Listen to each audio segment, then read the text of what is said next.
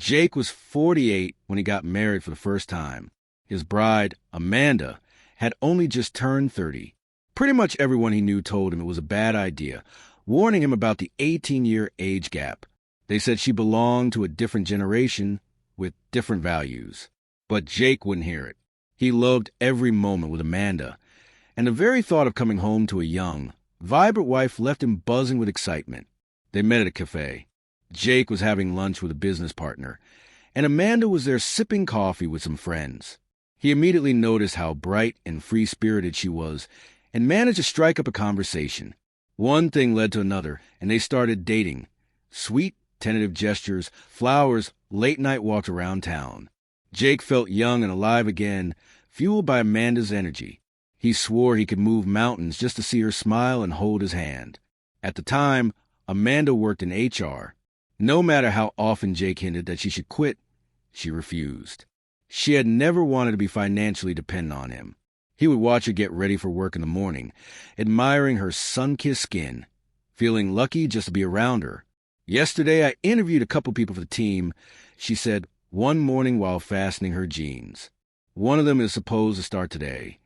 Jake liked hearing her talk about her job with such passion. How about we go out tonight? He suggested. Sounds great. Amanda smiled, gave him a quick kiss, then headed off to work. That night, he picked her up, and they went to a nice restaurant. Jake was used to the stares people gave them, something about seeing a 48-year-old with a gorgeous 30-year-old wife, but he wore it like a badge of pride, loving her youthful energy and confidence. So how was your day? Did you hire someone? He asked, just as their steaming hot entree arrived, filling the air with a mouth-watering aroma. Yeah, we took on two. Actually, Ben and Stacy, Amanda replied. Their conversation flowed easily. They savored the food, listened to live music, and gazed at each other across the table. Underneath it, Jake ran his hand along Amanda's leg, and she gave him a tipsy smile that filled him with warmth. Over the next few months, though, Jake noticed changes in Amanda. She became extra sweet, extra loving, always cooking at home instead of dragging him out of bars and restaurants. Once, jokingly, he asked, Hey, Amanda, what's going on with you? It's like you're making up for something. She just shrugged. Don't be silly. Unless you don't like it, she teased. I love it, Jake said, wrapping his arms around her. He kissed her, but he couldn't ignore the fact that her phone kept buzzing with messages. She always tilted the screen away from him when she read them, something she had never done before. When Jake asked, she said it was just work, that they were slammed, and she needed to be reachable 24/7. Then came the night Amanda had to stay late at the office. Jake sent her a quick text, be there soon, and drove over to pick her up. She read the message but never replied. He parked near the entrance and waited until he saw two figures emerge. Amanda and a young man. To Jake, he looked practically like a kid. They shared a short hug goodbye, both smiling. A pang of jealousy hit Jake square in the chest. He honked his horn. Amanda glanced over, waved him, and climbed into the passenger seat.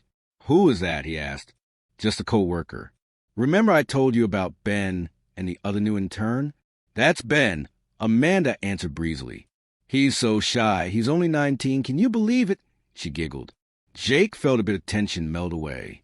If she was talking about him like he was just a kid, maybe there was nothing to worry about after all. He told himself to calm down, reminded himself he had a vivid imagination and was prone to jumping to conclusions. But Amanda started staying late more and more often. Whenever Jake managed to pick her up, she'd be with Ben. It got under his skin, but he tried not to bring it up. The one time he had voiced his suspicions, they had a huge argument, and she moved into a hotel for a week. He didn't want a repeat of that, so he bottled up his feelings. One summer evening, when she once again wasn't answering his texts, Jake decided to go upstairs to her office. He could see the light on from the parking lot.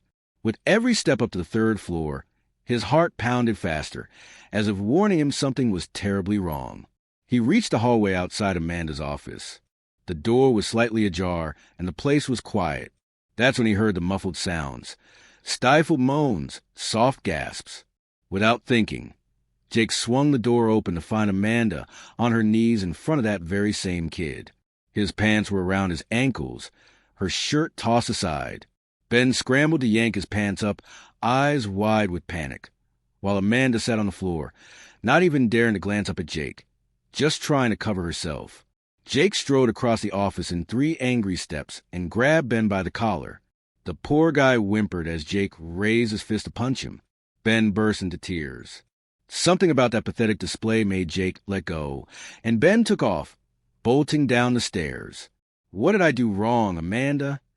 Jake's voice shook. "I gave you everything." Amanda burst into tears. "Jake, I don't know," she sobbed.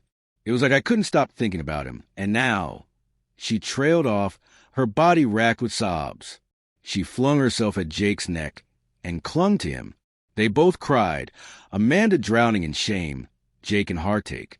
She kissed his cheeks again and again, murmuring, "Forgive me, please. I'm so sorry." Jake tried at first to forgive her. For half a year, they lived in a storm of constant fights and painful flashbacks. He just couldn't get that image out of his head. Amanda on her knees, Ben with his pants down. Finally, he reached his breaking point and asked her to leave. He filed for divorce not long after. Jake thought back to when he was younger, how he had dreamed of getting a big dog, buying a nice car, and driving off into the world. Now that his marriage was shattered, maybe it was time to make those dreams happen.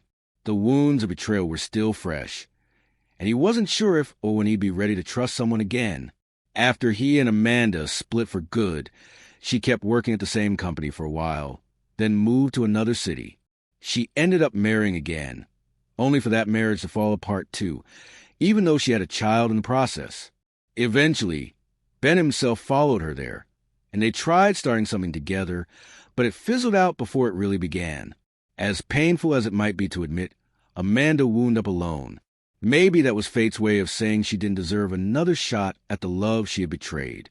She had burned the one who loved her most, and karma wasn't about to let her forget it.